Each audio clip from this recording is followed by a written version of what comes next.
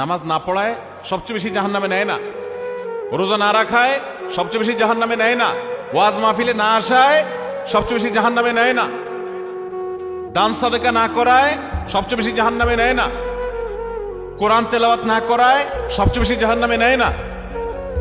তাহলে কিসের সবচেয়ে বেশি জাহান্নামে নেয় মানুষকে? সুইলা রাসূলুল্লাহ সাল্লাল্লাহু আলাইহি সাল্লাম আন আকসারি মা ইউদখিলুন নাস আন-নার, মানুষকে সবচেয়ে বেশি জাহান্নামে নেয় কোন জিনিসে জিজ্ঞাসা করা হয়েছে। নবীজি বলেছেন দুই জিনিসে, আল ফামু ওয়াল ফারাজ, মানুষের জিহ্বা, মুখ এবং লজ্জাস্থান, এই দুইটা অঙ্গ মানুষকে সবচেয়ে বেশি জাহান্নামে নিয়ে যায়। সবচেয়ে বেশি জাহান্নামে নিবে এই দুইটা অঙ্গ।